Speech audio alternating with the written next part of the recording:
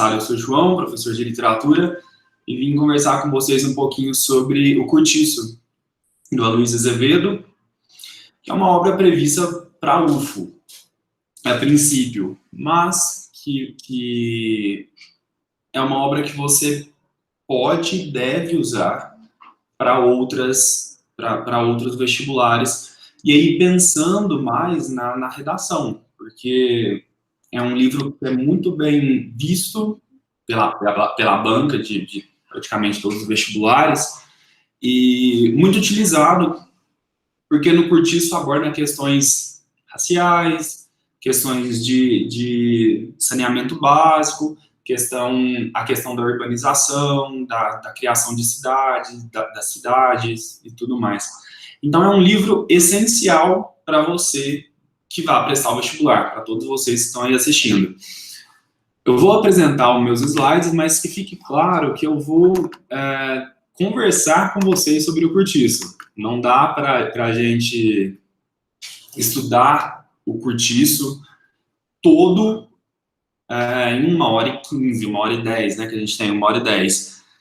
O que eu vou traçar aqui com vocês é alguns aspectos mais relevantes do Cortiço, e a gente vai analisar alguns trechos mais relevantes do Cortiço e de que maneira isso aparece no vestibular, com algumas questões que eu coloquei lá no final dos slides, algumas questões de vestibular, tá certo? E aí, no final de tudo, eu abro aquele espacinho para dúvidas, para discussões e tudo mais, ok?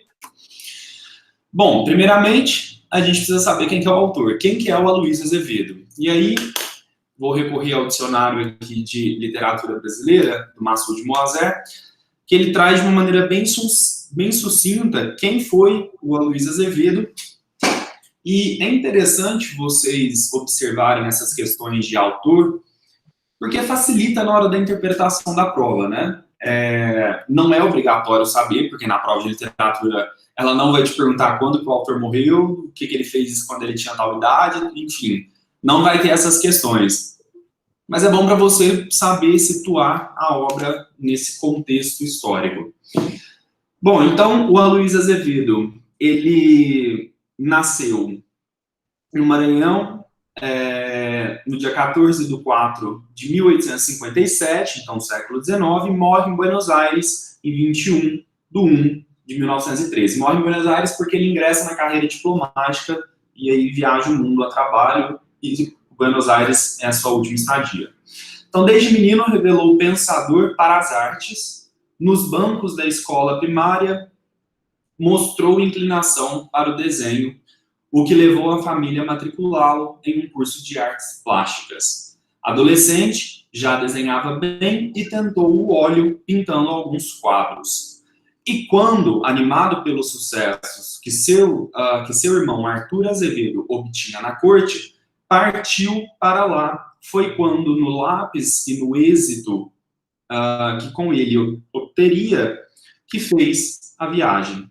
Em pouco tempo, impôs-se as redações de jornais como o Mequetrefe, Fígaro, Zig Zag, fazendo charges bastante especiais pelo público.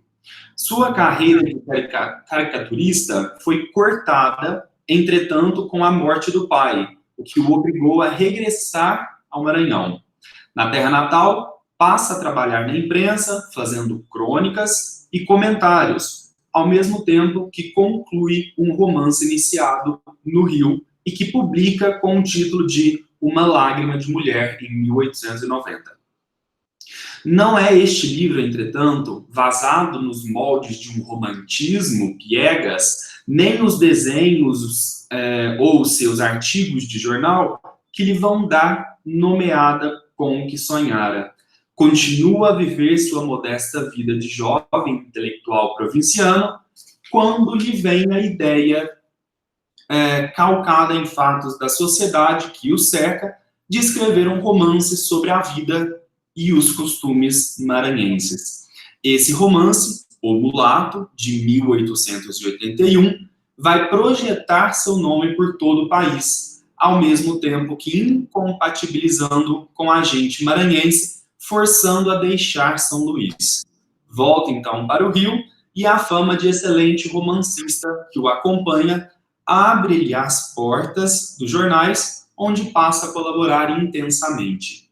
São anos e anos de atividade ininterrupta e da qual ele se queixa continuamente, dizendo-se um sacrifício, um escravo das letras que não lhe davam nada, lhe proporcionavam apenas o bastante para não morrer de fome.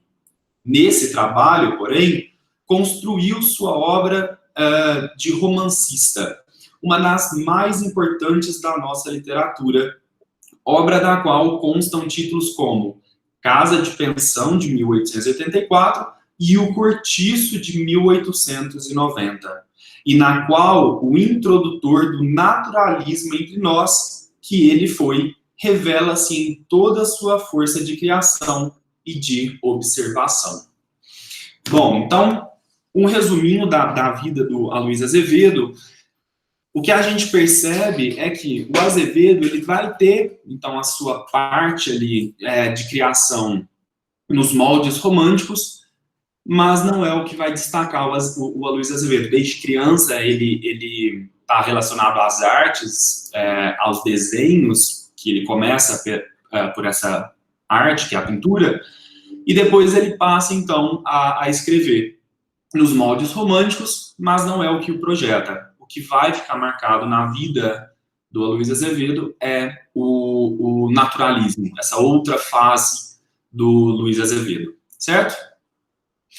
E o que é o naturalismo? Porque, pelo que vocês viram ali, né, o Cortiço é o livro que põe em evidência essa estética das artes, que foi o naturalismo, e aí todo mundo fala realismo e naturalismo, né, um ali, um na tendência no outro. E é justamente essa característica que eu queria falar. Essa característica de tendência do realismo, o naturalismo ser uma tendência do realismo, é que, quando a gente estuda essas duas estéticas, fica muito evidente a proximidade dos dois tipos textuais. Tanto que é muito mais fácil você classificar aquele texto como realista, naturalista, do que só naturalista ou do que só realista. Porque as duas características, as duas estéticas, apresentam características muito semelhantes. Por exemplo, aquela questão de mostrar a obra como uma documentação, pelo um ponto de vista científico, para tentar provar algo, vai estar presente nas duas obras. Os autores realistas, naturalistas, se viam como cientistas. Como tal, eles escreviam de uma maneira objetiva. Então, uma das características que vocês percebem em ambos é uma linguagem mais objetiva. Provavelmente você ouviu já isso, que o realismo nasce quase que como uma revolta àquela literatura feita pelos românticos, né? Que era aquela literatura mais despreocupada, pouco engajada socialmente, com o objetivo de entretenimento, certo? Então, desta maneira, idealizava-se muito a realidade. O realismo nasce nessa esteira do século XIX de idealização, se opondo a tudo isso. E eu sempre gosto de trazer essa característica do realismo e do naturalismo, que é, e aí você pode colocar isso no seu vestibular, que é uma expressão muito legal de você usar para essas duas tendências, que é a literatura como função social, uma literatura como arma social. O realismo e o naturalismo, principalmente o realismo, usa da literatura para mostrar os problemas sociais. Deixa-se aquele eu muito grande, dali do começo até metade do século XIX, mais ou menos, que é a fase romântica, e passa-se a centrar nas questões sociais, certo? E aí lá o realismo vai ter aqueles temas principais que ele vai gostar de atacar, né? Lembra lá do Eça de Queiroz, lembra lá do Machado? Eles sempre colocavam um triângulo amoroso, e aí vai ter um personagem que vai ser adúltero, né? No caso, se você lembrar de O Primo Basílio, vai ter a Luísa, que é a adúltera. Memórias Póstumas de Brás Cubas vai ter a Virgília, que é casada com o Lobo Neves, mas é adúltera porque tem relação.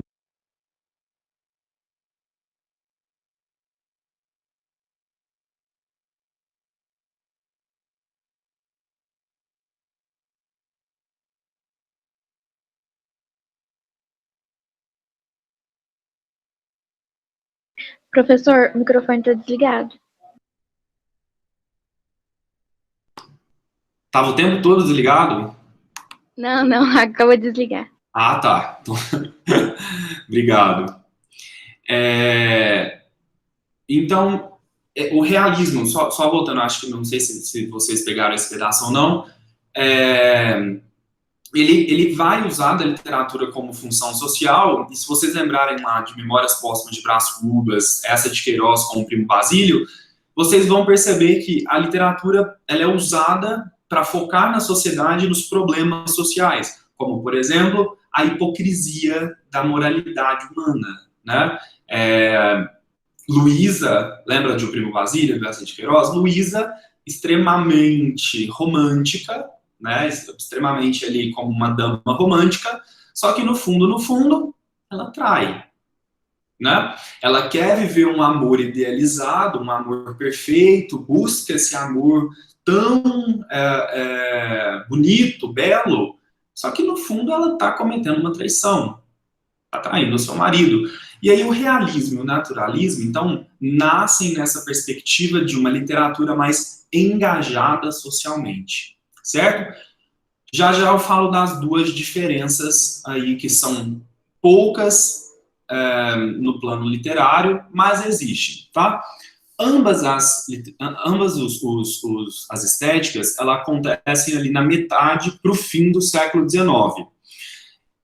Lá em Portugal fica uma coisa mais marcada, né, que é 1864, quando 1865, desculpe, quando acontece a questão Coimbra, aquela rixa, aquela briguinha entre os realistas e os românticos, e aqui no Brasil, em 1881, com a publicação de Memórias Póstumas de Brás Cubas, do Machado de Assis. Marca aí essa esteira, esse nascimento dessa estética de realismo-naturalismo, certo? Ou seja, pense assim, é uma literatura com a função de crítica social. E você vai perceber a mudança de tom, né, do narrador, do autor, no texto. De um texto romântico para um texto realista, por exemplo. O Émile Zola, ele é o representante do naturalismo mundial. Ele escreve aquele livro Germinais, francês, e vê a literatura como documentos humanos. Ou seja, a literatura ela precisa estar centrada em personagens reais, em contextos reais, certo? E dessa maneira, então, aquele texto passa-se a ser documentos humanos. O determinismo, e eu não coloquei a outra aqui, mas determinismo, evolucionismo, positivismo, são tendências, né, a evolução das filosofias do campo biológico na metade do século XIX, para o fim do século XIX, o evolucionismo de Darwin, o positivismo de Taine, enfim, toda essa evolução na filosofia, no campo da biologia, vai, obviamente, influenciar a maneira como os artistas interpretam a realidade, obviamente. E o determinismo é a característica mais marcante do naturalismo. Bom, o que era o determinismo? Para você lembrar, você precisa saber os 3 pilares do determinismo, ou seja, aquilo que vai determinar o homem como produto do meio. O que seria? Então, a raça, o meio e o momento. São os 3 pilares do determinismo que determinam o homem como produto. Ou seja, a pessoa é como ela é por esses três fatores. Então, a gente vai ver um determinismo de raça, um determinismo de meio e um determinismo de momento. Aqui eu quero dizer raça mesmo, raça. Então, tem a raça europeia, tem a raça,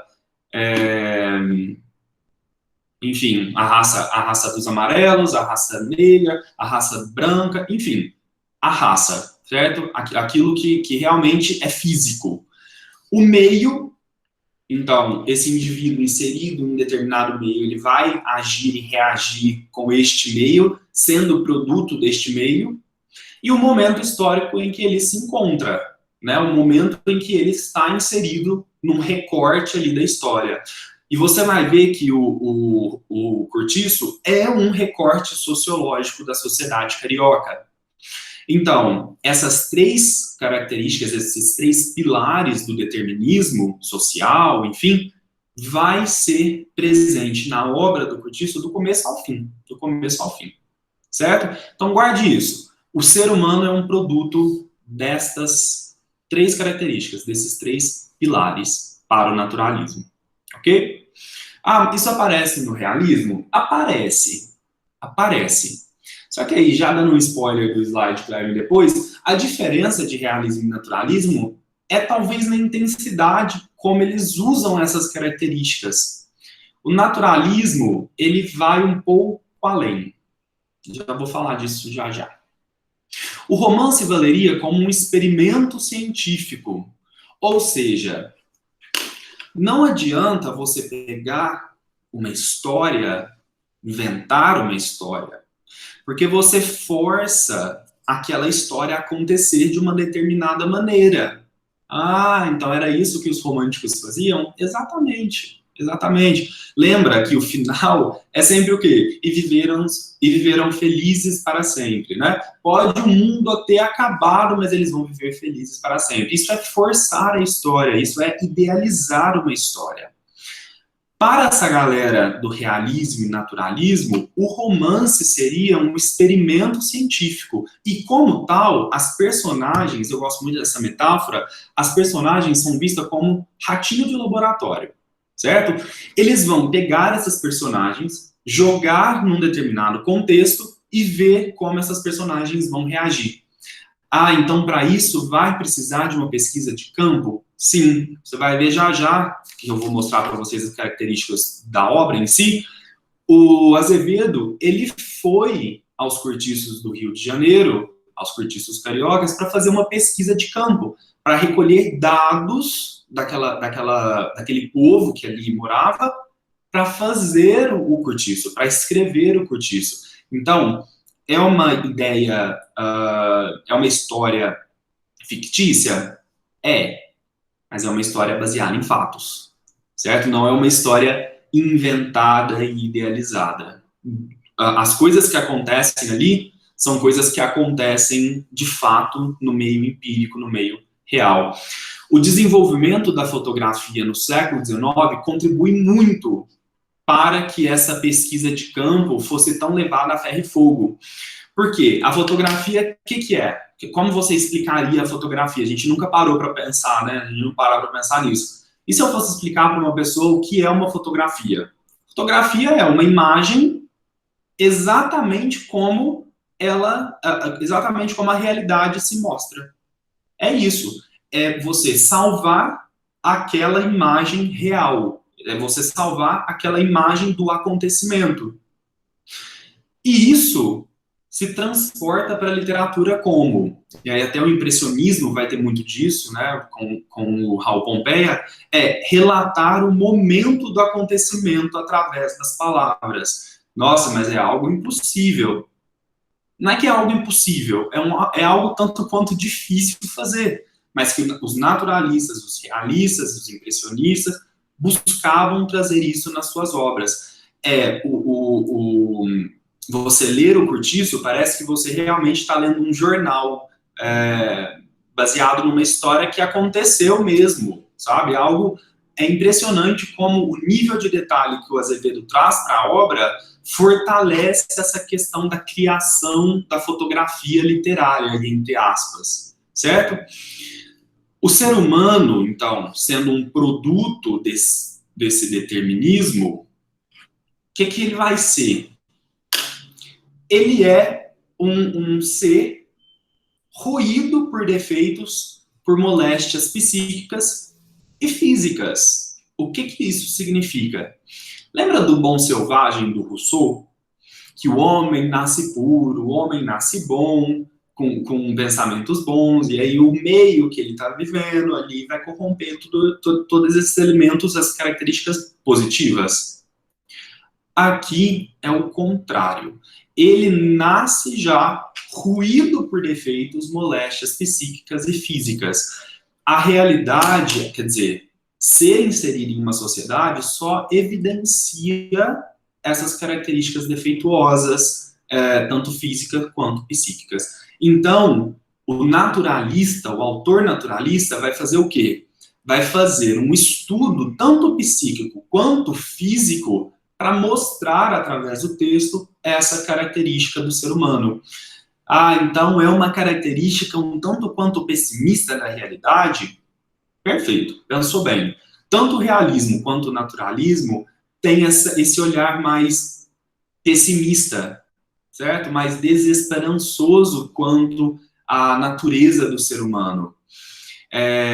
E toda vez me lembra, quando eu vou falar sobre isso, sobre as características, eu lembro do final de Memórias Póstumas de Brás Cubas, né? Das negativas, que é o último capítulo, que ele fala que se de todas as negativas, no final ele vai sair com um saldo positivo, porque ele não teve filhos, ele não perpetuou a miséria que é ser humano, né?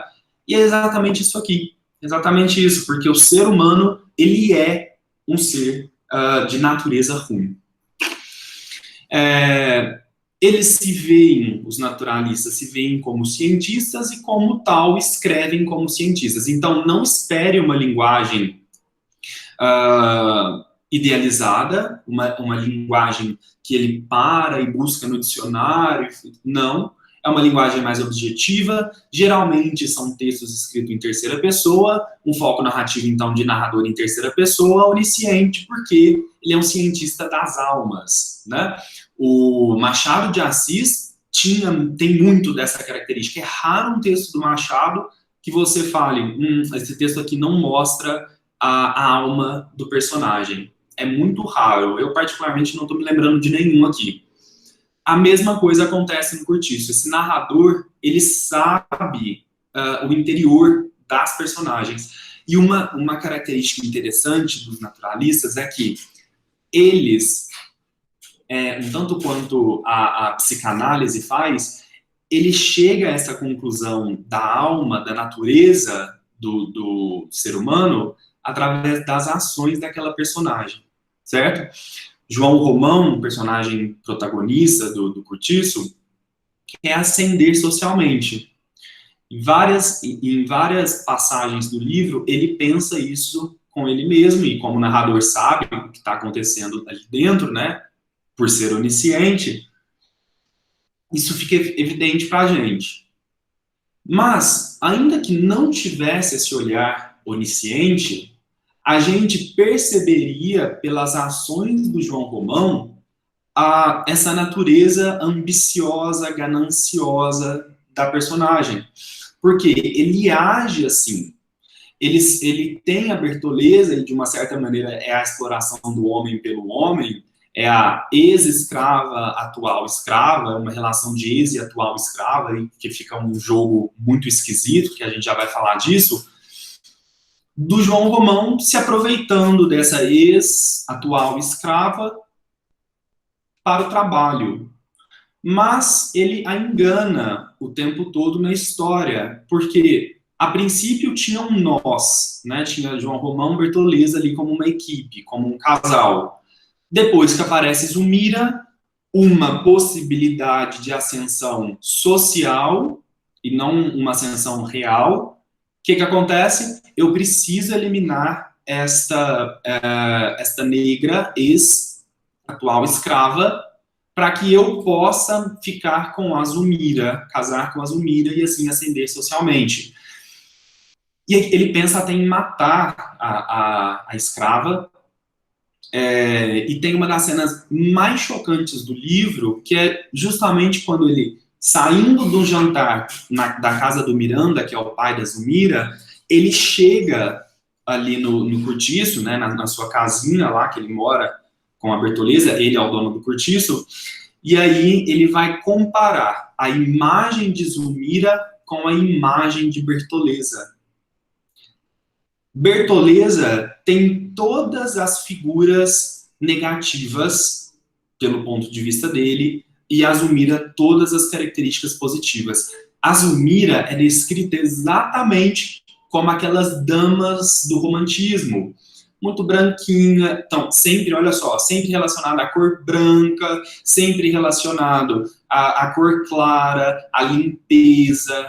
Bertoleza é sempre relacionada à cor escura, à cor preta, à sujeira, ao lado animal do ser humano. Zulmira é ao lado racional, certo?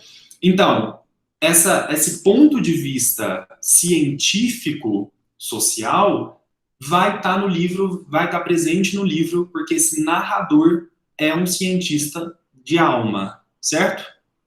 E aí vai ter, obviamente, já ficou claro nesse exemplo que eu dei para vocês, uma crítica às ilusões românticas, né?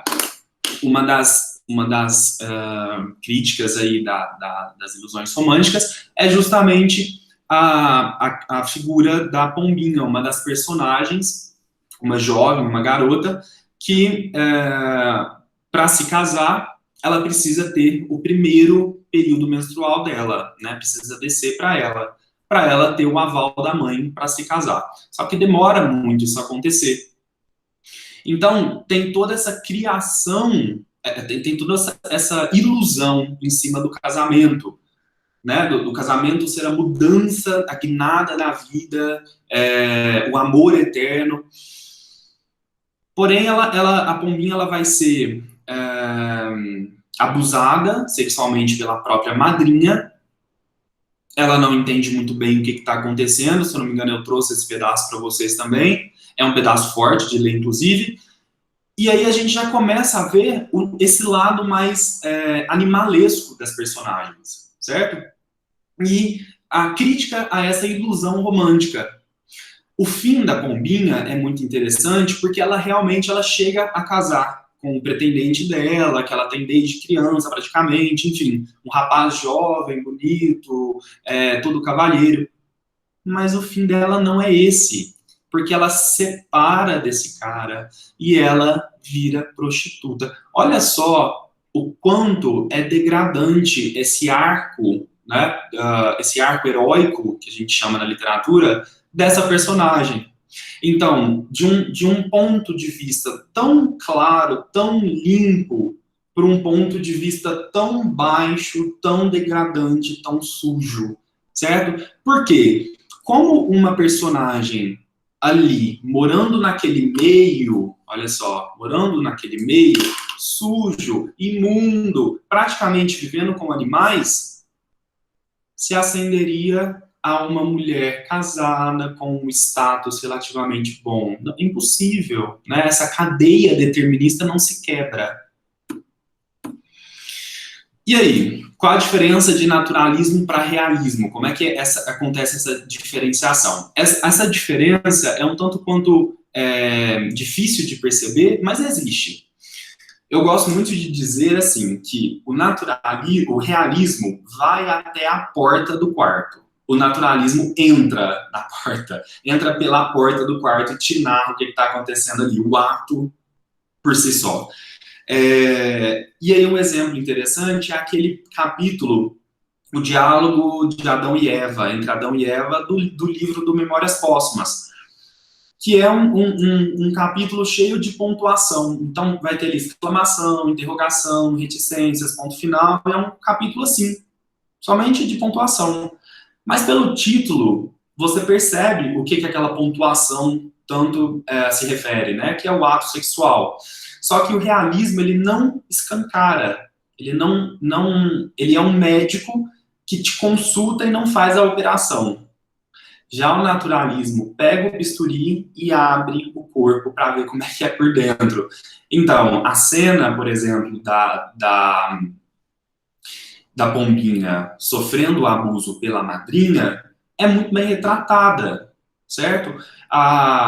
As partes do corpo que mais chamam a atenção das personagens, ele é muito bem evidenciado, certo? Já o realismo não. O realismo costuma usar de metonímias, então para falar do corpo, tem até uma citação lá do Flaubert no Madame Bovary, né, que é uma metonímia para o corpo feminino, que é o ombro, né, tem muito esse foco do ombro.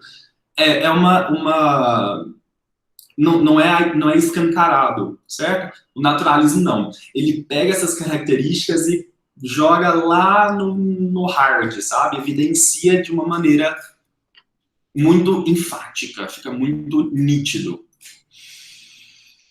Bom, no século aí 19, 20, aqui falando já de Brasil, e eu trouxe até uma figura, uma foto para vocês de um cortiço.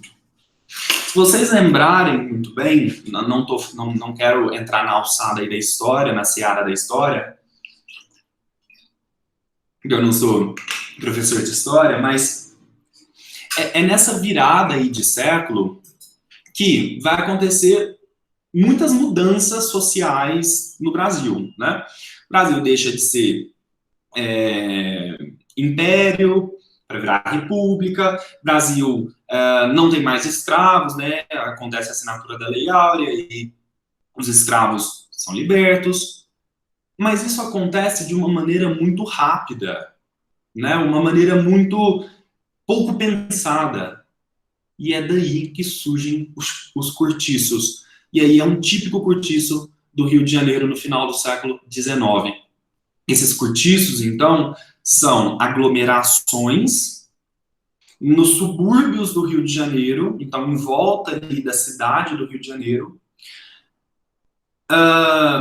onde as pessoas, os ex-escravos, os imigrantes, enfim, toda aquela classe mais baixa se alojava. Eles quase que foram, não, né? Eles foram expulsos daquela bela Rio de Janeiro, né? Esse lado do Rio de Janeiro ia ficar ali em volta, escondido. Então é daí que surgem as favelas? Foi daí que virou as favelas que nós conhecemos hoje. Obviamente, o nível de saneamento básico é baixíssimo, o nível de escolaridade baixíssimo, o nível de pobreza altíssimo, certo?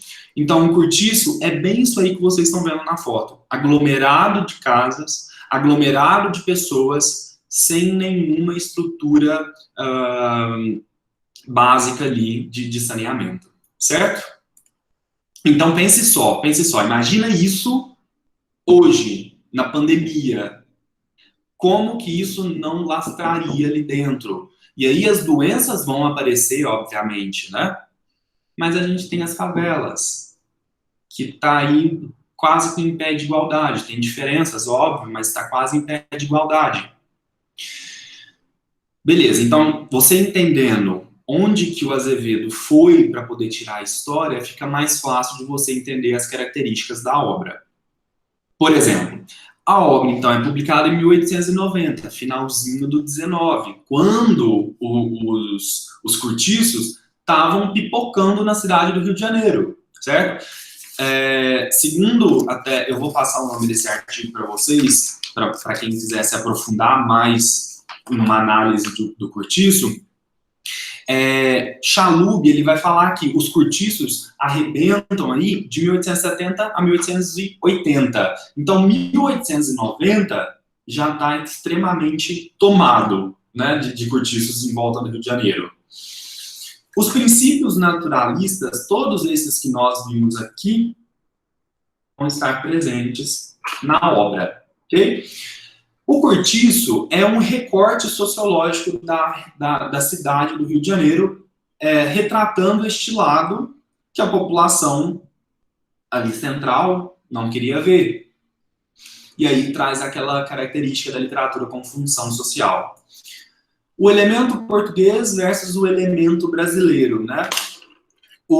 Lembre-se que nos cortiços não haverá somente brasileiros. Os imigrantes, principalmente portugueses, mas outros também, vão habitar ali. Os trabalhadores, a classe baixa e média baixa, habita os cortiços.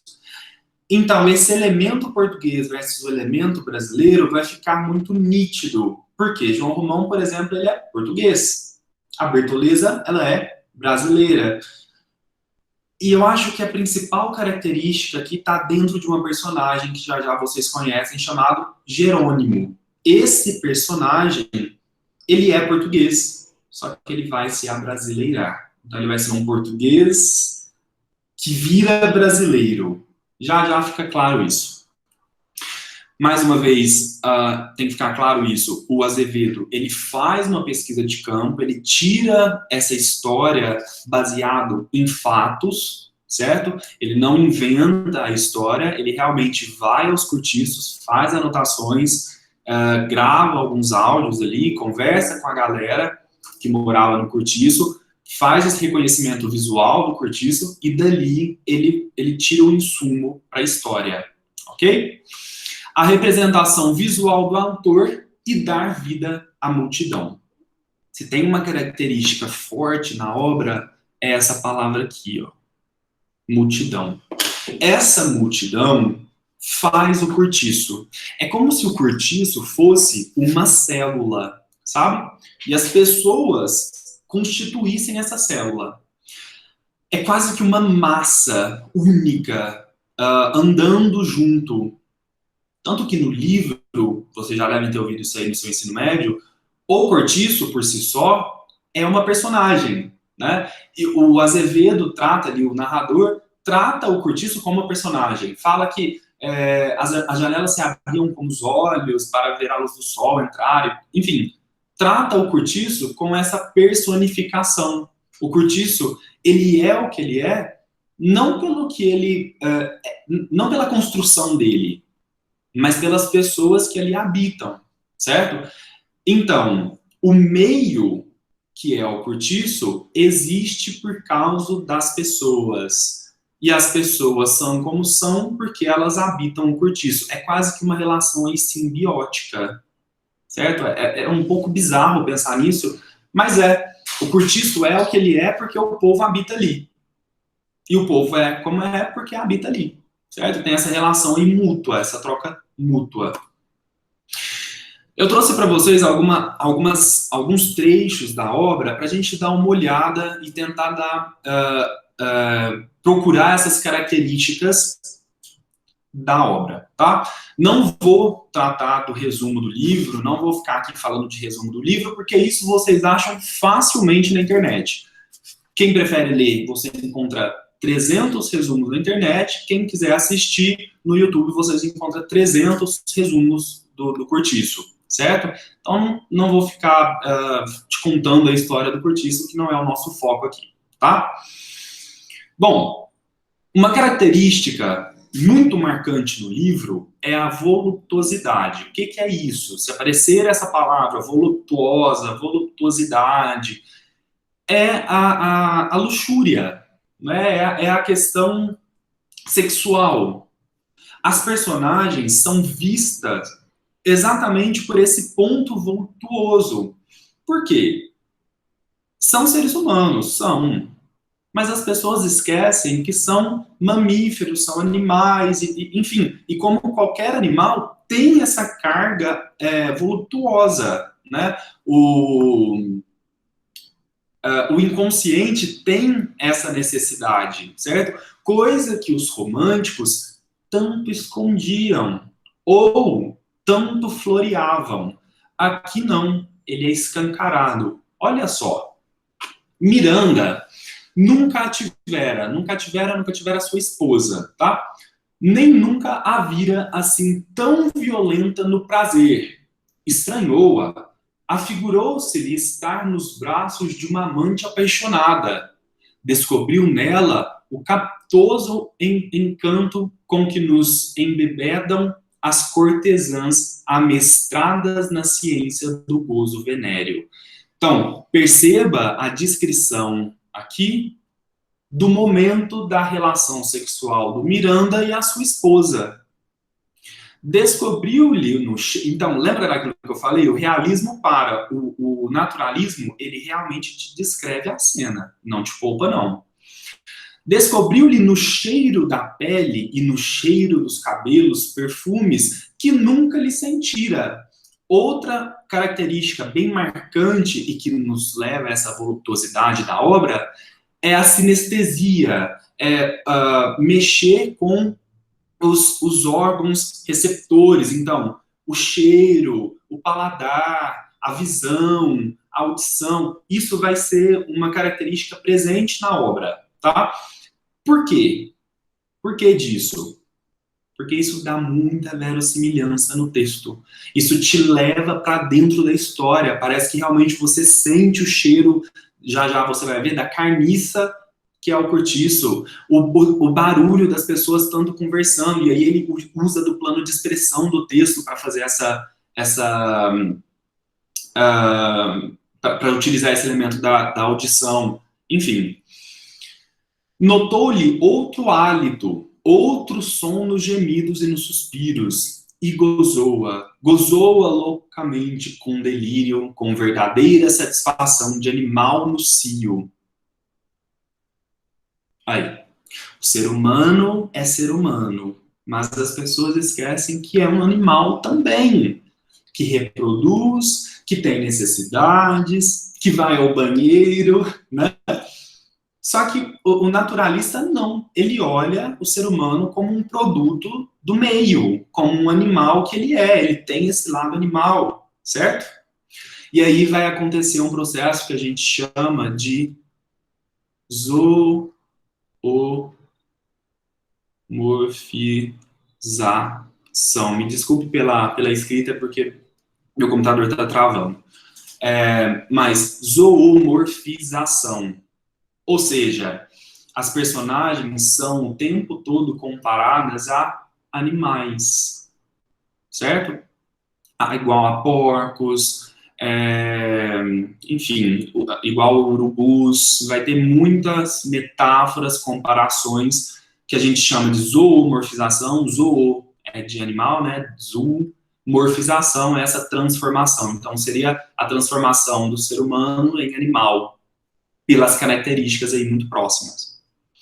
E ela também gozou, estimulada por aquela circunstância picante do ressentimento que os desunia. Gozou a desonestidade daquele ato que a ambos acanalhava aos olhos um do outro.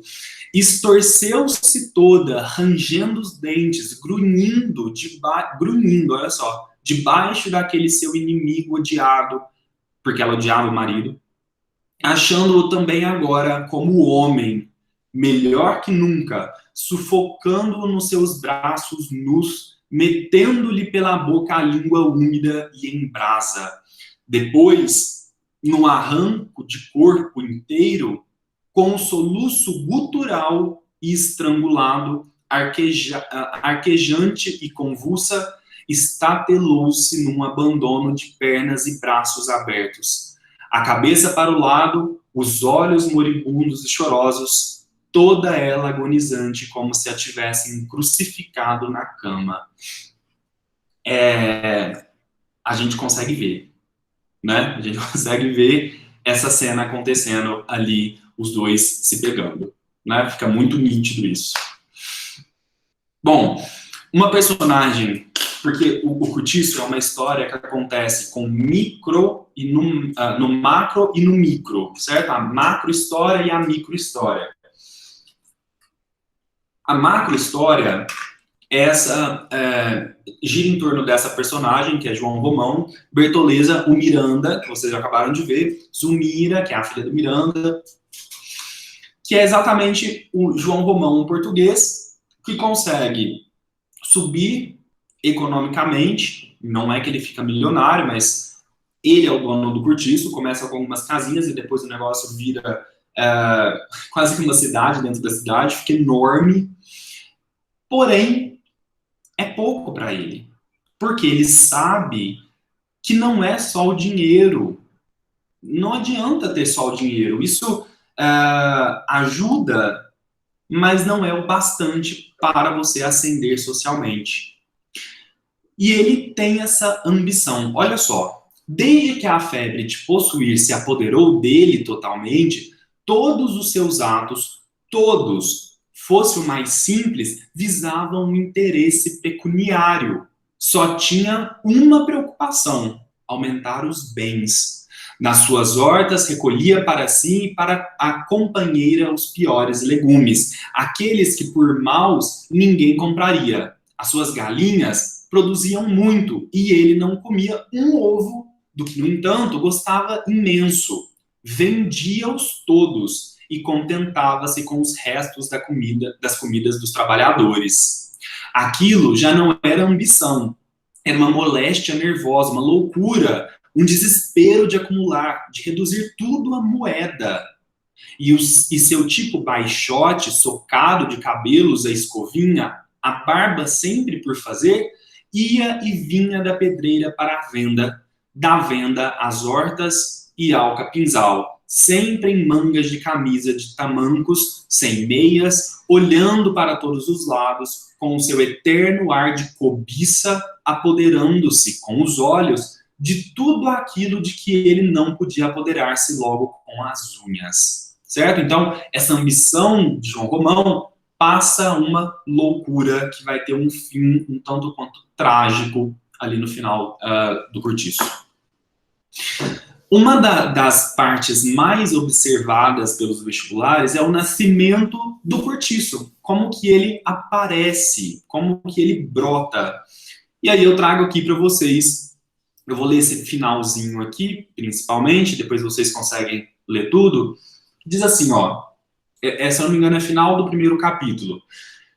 E aquilo se foi constituindo numa grande lavanderia agitada e barulhenta, com as suas cercas de varas, as suas hortaliças verdejantes e os seus jardinzinhos de 3 e 4 palmos, que pareciam como manchas alegres por entre a negrura das limosas tinas transbordantes e o revérbero das claras barracas de algodão cru, armadas sobre os lustrosos bancos de lavar. E os gotejantes giraus, cobertos de roupa molhada, cintilavam ao sol que nem lagos de metal branco. Então, ali a galera, as mulheres, né, lavando roupa, algumas trabalhavam com isso, inclusive, está falando, descrevendo esse espaço do Cortiço. E naquela terra, olha só, encharcada e fumejante, quente, né, o Brasil descrito aí, o determinismo, uma terra quente, naquela umidade quente e lodosa, de lodo mesmo, começou a minhocar, a esfervilhar, a crescer um mundo, uma coisa viva, uma geração que parecia brotar espontânea ali mesmo, naquele lameiro, a multiplicar-se como larvas no esterco. Então, o Cortiço é descrito pelo ponto de vista zoomórfico, determinista, como um elemento que brota na Terra igualzinho minhocas, né? Esse verbo que ele cria, né? Minhocar na Terra, ou seja, se comportar igual a minhoca, crescer ali igual a minhocas, naquele lameiro, naquela terra quente, igual larvas no esterco, certo? Bom, Rita Baiana e o determinismo. Rita Baiana é uma personagem do Cortiço que vai ter ali o seu arco juntamente com o Jerônimo e a mulher de Jerônimo. Vai ter esse triângulo aí, e vai ter mais o atual reis da Rita Baiana. Olha como essa personagem é descrita pelo ponto de vista determinista. Olha só. Aquela amigação com a Rita Baiana era uma coisa muito complicada e vinha de longe. Vinha do tempo em que ela ainda estava chegadinha de fresco da Bahia, em companhia da mãe. Uma cafuza dura, capaz de arrancar as tripas ao manduca da praia. A cafuza morreu, então a mãe da Rita morreu, e o Firmo tomou conta da mulata. Mas pouco depois, essa mulata é a Rita Baiana, mas pouco depois se separaram por ciúmes, o que, aliás, não impediu que se tornassem a unir mais tarde e que de novo brigassem e de novo se procurassem. Olha esse pedaço. Ele tinha paixão pela Rita e ela, apesar de volúvel, ou seja, mais voluptuosa, mais propensa ao sexo, né? Como toda mestiça, olha o determinismo de raça, não podia esquecê-lo por uma vez. Metia-se com outro e certo de quando em quando, e o Firmo então pintava o caneco, dava por paus e por pedras, enchia de bofetadas, mas afinal ia procurá-la, ou ela a ele. E ferravam-se de novo. Olha só, ferravam-se de novo. Cada vez mais ardentes, como se aquelas turras constantes reforçassem o combustível dos seus amores. Esse pedaço já caiu em vestibular, te perguntando aí qual que é a característica que você encontra do naturalismo nesse pedaço, nesse trecho aqui. Começava aqui, não me lembro até onde ia, enfim. O que traz de característica é esse determinismo de raça. Ele usar a raça dela para falar que ela é volúvel porque ela é mestiça, né? Ela é volúvel como toda mestiça o é. Esse determinismo de raça no século XIX era muito respeitado, era uma teoria nova, então não se esqueçam disso, a gente não pode ser anacrônico, né? Que hoje, obviamente, caiu por terra. A gente sabe que isso não existe mais, mas você está analisando um texto do século XIX, tá? Olha o abrasileiramento do Jerônimo. Olha só, um português é inserido no Brasil e, consequentemente, esse meio muda este português, que deixa de ser português e passa a ser brasileiro. Olha só, uma transformação lenta e profunda operava-se nele, dia a dia, hora a hora, reviscerando-lhe o corpo e aladando-lhe os sentidos num trabalho misterioso e surdo de crisálida. Então, uma transformação lenta, de pouquinho em pouquinho. A sua energia afrouxava-se lentamente. Então, aquele personagem que era extremamente propensa ao trabalho, né, acaba mudando. A energia ia diminuindo. Fazia-se contemplativo e amoroso. Olha só, mas contemplava mais as coisas, observava mais e mais amoroso, porque o português, como o europeu, não é tão amoroso quanto o brasileiro. Século XIX. A vida americana e a natureza do Brasil patenteavam-lhe agora aspectos imprevistos e sedutores que o comoviam. Esquecia-se dos seus primitivos sonhos de ambição para idealizar felicidades novas, picantes e violentas. Tornava-se liberal, imprevidente e franco, mais amigo de gastar do que de guardar. Adquiria desejos, tomava gosto aos prazeres e volvia-se preguiçoso, resignando-se, vencido às imposições do sol e do calor. Tá vendo? O meio determinando esta personagem. Muralha de fogo com que o espírito eternamente revoltado do último tamulho entrincheirou a pátria contra os conquistadores aventureiros. E vai ter mais um pedaço, não coloquei senão ia ficar muito longo, que diz que Jerônimo deixa de tomar o vinho do Porto para começar a tomar cachaça, deixa de tomar o chá para tomar café, deixa de ir à igreja, se não me engano, para ir para a roda de samba. Então, ele começa a virar brasileiro. E aí tem essas características, esse estereótipo que vai tomando conta de Jerônimo, até ele ter um caso com a Rita Baiana, e ele trai a sua mulher para ficar com a Rita Baiana, certo? Porque ele vai ficar mais o quê? Mais sedutor, mais amoroso. Aqui o clima é mais quente, então é mais propenso a essas questões, certo? E aí, olha como o determinismo aparece, esse texto também já caiu em vestibular, como o determinismo aparece na Rita principalmente. E aí, de uma certa maneira, até o racismo, hoje nós classificaríamos assim. É bem aqui, ó. O cavoqueiro, pelo seu lado, cedendo às imposições mesológicas de raça, né, enfarava a esposa, sua congênere, e queria a mulata, a Rita Baiana, porque a mulata era o prazer, era a volúpia, era o fruto dourado e acre destes sertões americanos, onde a alma de Jerônimo aprendeu lascívias de macaco e onde seu corpo porejou o cheiro sensual dos bodes, certo? Por ser mulata, ela é o próprio prazer, ela é a própria volúpia. Ele mesmo diz, né? Porque a mulata era o prazer.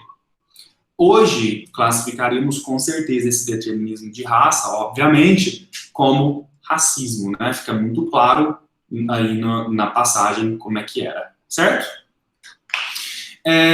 Só exemplificando alguns exercícios que já apareceram aí no vestibular, mas na verdade, antes mesmo, eu falei para vocês de um artigo, né? Procurem o artigo, é muito interessante. O título é Quando a Pobreza Toma o Corpo, Análise Sociológica de um Cortiço. É da Rayane Monteiro, Bahia, e ela vai tratar a questão do cortiço e como que esse cortiço mostra a pobreza e o desenvolvimento dessa pobreza, certo? Uns aspectos interessantes que a Rayane traz no artigo dela é justamente a questão de que, olha só, a principal virtude do bom cidadão é o gosto pelo trabalho.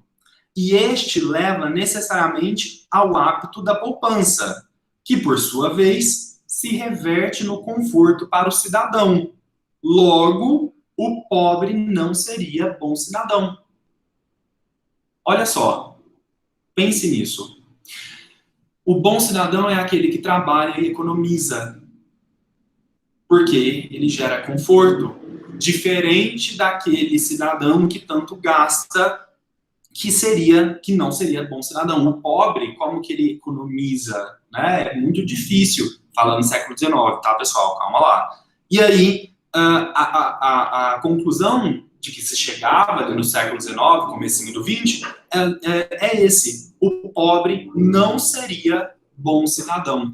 Então, nesse livro, inclusive, nesse artigo, inclusive, ela trata aí de que maneira o cortiço, os cortiços de época, lá, metade do fim do 19, começo do 20, viram as favelas de hoje. Ela vai trazer as semelhanças e as diferenças, certo? Por quê? Exemplo, ó, no cortiço, as polícias não eram bem-vindas. As polícias não podiam entrar. Não podiam entrar. E isso aí vai acontecer, como eles se juntam, ainda que dentre os moradores vai ter rixa. Contudo, quando a polícia se posiciona a entrar no cortiço, todos deixam essas diferenças de lado para virar uma única célula. E aí entra a questão da multidão, certo? A polícia, então, não é bem vista porque eles entram ali e maltratam as pessoas que ali moravam, né? Por quê? O pensamento de que o pobre que gera a doença, certo? E aí, enfim, uma visão muito, aqui minha, muito simplista, eu trouxe para vocês, por isso que eu digo, leia o artigo que ali vai estar uma análise mais profunda, tá bem? Bom, os exercícios aí que apareceram nos vestibulares, ó. O texto corresponde à cena em que a escrava fugida Bertoleza comete suicídio quando se depara com os policiais que vêm capturá-la. Após denúncia de seu paradeiro, feito por João Romão, o amante. O próprio João Romão que denuncia o paradeiro da Bertoleza para a polícia. Porque lembra, ele não sabia o que ele fazia para se livrar dela. Ele pensa, vou denunciar. Leia atentamente e responda. Explique uma característica do realismo naturalismo expressa no trecho. Aí você volta lá e vê, os policiais, vendo que ela se não despachava, desembainharam os sabres. Bertoleza, então, erguendo-se com ímpeto diante da bravia, recuou de um salto e antes que alguém conseguisse alcançá-la, já de um só golpe certeiro e fundo, rasgara o ventre de lado a lado. E depois emborcou para a frente, rugindo e esfocinhando moribunda numa lameira de sangue. Características realistas, naturalistas aí, principalmente, que é mais evidente, quando ele faz essa zoomorfização da personagem, aqui, né? Esses pedaços aí trazem essas características do naturalismo, certo? Fica em evidência isso.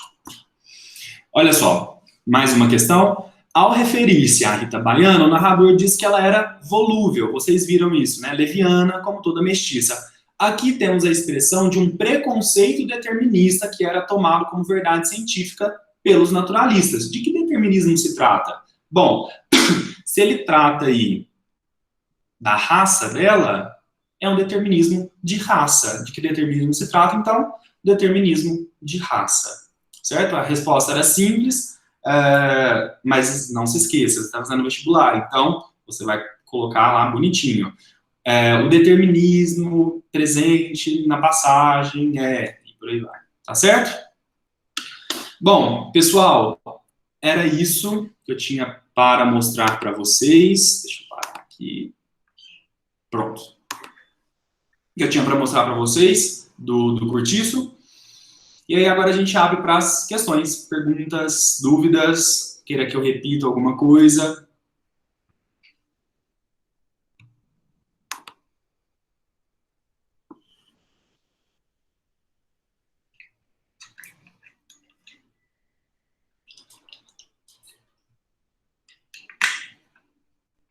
Tá tranquilo? Nenhuma dúvida, nenhuma questão, nenhuma... Imagina, eu que agradeço, Isabela. Imagina, Aline, eu que agradeço. Que bom, então, que fica claro. O que eu queria com essa aula é justamente passar para vocês uma maneira de ver o cortiço, as principais características que a gente tira aí da obra e que você pode, inclusive, usar na sua redação, principalmente nesse contexto de pandemia, né, relacionado a essa questão das doenças, porque muito se falava, né, disso. Que honra seria, Vitória, que honra. Claudinha foi minha professora de literatura do ensino médio, pessoal. Que saudade, manda um beijo e um abraço para ela, manda um beijo e um abraço.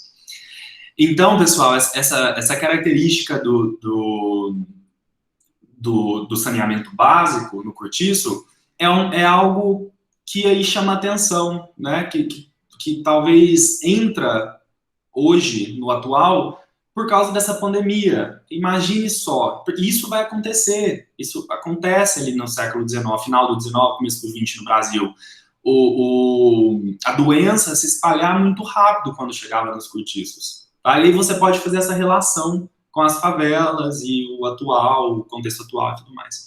A Fabiana pergunta, o detalhamento em excesso é um traço marcante do naturalismo? Fabiana, sim. O detalhamento, o nível de detalhe que ele vai usar, traz o que a gente chama na literatura de verossimilhança. Resumindo, é aquele pezinho na realidade, certo? A história é você ler e você não vê nada de idealização. Por quê? O nível de detalhe que ele trata ali das personagens, do cortiço como um personagem, né, por si só, mostra uma realidade muito latente, algo que você não duvida, certo? E isso, o detalhe, é um argumento bom para trazer essa realidade para a obra, certo? Mais alguma coisa, pessoal? Olha, então, mais uma vez, eu indico fortemente aqui o artigo da Rayane Bahia. Título é Quando a Pobreza Toma Corpo, Análise Sociológica de O Cortiço. A análise que ela vai fazer aqui é uma análise excelente para você poder usar numa redação, por exemplo, certo? Relacionando a obra O Cortiço com algum tema aí de pobreza, de níveis sociais, nessa questão, tá certo? Imagina que agradeço, Fabiana. Ah, que bom, Aline, que bom. E como eu disse, ficar dando resumo aqui para vocês não é o objetivo, porque vocês encontram isso muito fácil. Coloca lá no YouTube, resumo curtiço, vocês vão ter vídeo de 5 minutos e vídeo de 1 hora, tá? Então, ficar falando resumo aqui é irrelevante para a gente. O bom mesmo é pegar trechos da obra e analisar, porque de resumo o vestibular sabe que tem, e aí ele não vai ficar preso em resuminho. Né, ele vai ali para a obra em si e fazer a análise da obra por si só. Tá certo? Que bom, que bom. Bom, pessoal, então, se não tem dúvidas, se não tem questionamentos, eu encerro o nosso sábado literário. Imagina, eu que agradeço, viu, pessoal? Forte abraço, bons estudos, e a gente se vê no próximo sábado com a obra, uma obra aí da Unicamp. Tá certo? Um abraço, gente. Imagina, eu que agradeço. Obrigado, Maria Luísa. Obrigado, Ana. Até mais. Até. Obrigado. Tchau, tchau.